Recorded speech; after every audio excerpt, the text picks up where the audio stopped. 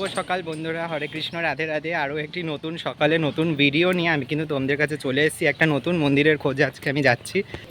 তো বন্ধুরা, তোমাদের বলে দিই আমি কিন্তু আজকে যাচ্ছি লেককালী বাড়িতে। তো চলো পুরো ব্লগটা দেখো, আর ভালো লেগে থাকলে তাহলে প্লিজ একটা লাইক করে দিও, শেয়ার করে দিও, সাবস্ক্রাইব করে দিও আমার চ্যানেলটিকে।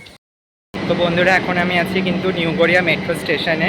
তো এখন আমি এখান থেকে মেট্রো ধরবো, ধরে তারপর আমি পৌঁছাবো রবীন্দ্র সরোবর স্টেশনে। আমাকে নামতে হবে মেট্রো ধরে। তো চলো তোমরা পুরো ব্লগটা দেখতে থাকো। লেককালীবাড়ি হলো কলকাতা, পশ্চিমবঙ্গ, ভারতের দক্ষিণ এভিনিউতে অবস্থিত একটি কালী মন্দির। দেবতা করুণাময়ী নামানুসারে মন্দিরটি আনুষ্ঠানিক নাম শ্রী শ্রী 108 করুণাময়ী কালীমাতা মন্দির। মন্দিরটি শ্রী শ্রী করুণাময়ী কালীমাতা ট্রাস্ট দ্বারা পরিচালিত হয়। মন্দিরটি 2002 সাল থেকে পুনর্নির্মাণ চলছে এবং 2013 সালের মধ্যে এটি সম্পূর্ণ হওয়ার কথা ছিল, কিন্তু আর্থিক সমস্যার কারণে এটি এখনও সম্পূর্ণ হয়নি। ক্ষেত্র কলকাতা, কালী কলকাতাওয়ালি ইতিহাস বলে কালী নাম থেকেই আজ কলকাতার নামের জন্ম। এককালে কালীঘাটের জন্যেই পরিচিত ছিল সাবেক কলকাতা। কালীঘাটের মন্দিরেই কলকাতার আদি পরিচয়। আর পুনর্দাস রোডে রঘু ডাকাতের মন্দির তো ইতিহাসের একটা বিশেষ অধ্যায়। করুণাময়ী কালী মন্দির কিংবা লেক কালী মন্দির, এগুলো কলকাতার সাম্প্রতিক ইতিহাসের অঙ্গ। কালী পুজোর রাতেই তাই জমজমাট আদিগঙ্গার পাড়ে দক্ষিণ কলকাতা। তেমনই কলকাতার অন্যতম এক বিখ্যাত কালী মন্দির হলো এই লেক কালীবাড়ি। বয়সে খুব একটা প্রাচীন নয়, কালীঘাট দক্ষিণেশ্বরের কাছে শিশু বলা চলে। গত শতকের মাঝামাঝি স্বপ্নাদেশ পেয়ে এই মন্দির প্রতিষ্ঠা করা হয়।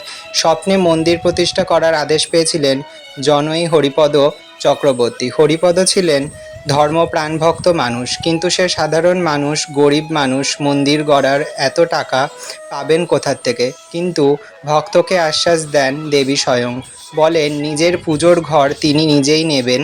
সেই মতো এক কর্ণকুটিরে গড়া হয় মন্দির। সেখানেই দাঁড়িয়ে রয়েছেন আজকের লেক কালীবাড়ি। ভক্তদের সাহায্যেই চলে মন্দির। কলকাতার ব্যস্ত রাস্তার ধারে এই মন্দিরে রোজই বিপুল ভক্ত সমাগম ঘটে। তবে কার্তিক মাসের অমাবস্যার অর্থাৎ কালী পুজোর দিন ভিড়টা অনেকটা বেশি। পুজোর সময় এই মন্দিরে দেবীর সাজ বদল হয়। বন্ধুরা, এবার জেনে নেওয়া যাক কী করে তোমরা মেট্রো করে লেক কালীবাড়ি পৌঁছাবে। তো সবার আগে আমি কিন্তু নিউ গড়িয়া মেট্রো স্টেশন অর্থাৎ কবি সুভাষ মেট্রো স্টেশন থেকে মেট্রোয় উঠে পড়েছি।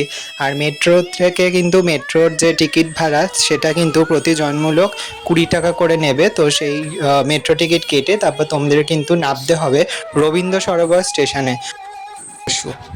তো চলো বন্ধুরা, এবার তোমাদেরকে বলে দিই যে মন্দির কখন খোলে আর কখন বন্ধ হয়। এই মন্দির খোলা থাকে সকাল 6টা থেকে দুপুর 12:30, আবার দুপুর 3:30 থেকে রাত্রি 9টা পর্যন্ত। আর এই মন্দিরে কিন্তু কোনো পশু বলি দেওয়া হয় না। বন্ধুরা, আজকের মতন ব্লগটা এখানেই রাখছি। দেখা হচ্ছে তোমাদের সাথে আরও একটি নতুন ভিডিওতে। ততক্ষণ তোমরা সবাই খুব ভালো থেকো। আর তোমরা পারলে লেক কালীবাড়ি এসে ঘুরেছেও। আর যারা ভাবছো আসবে, কিছুটা সময় নিয়ে এসো, কারণ অনেকটা হাঁটতে হবে। মানে তোমরা যদি লেক গার্ডেন স্টেশনে নামো বা মেট্রো স্টেশনে করে রবীন্দ্র সদন নামো, তাহলে তোমাদেরকে কিন্তু আধ ঘন্টা মতন হেঁটে তারপর পৌঁছতে হবে লেক কালীবাড়িতে। তো চলো ভিডিওটা রাখছি এখানেই। দেখা হচ্ছে তোমাদের সাথে পরের ভিডিওতে। ততক্ষণ তোমরা সবাই অপেক্ষা করো পরের ভিডিও আসার জন্য।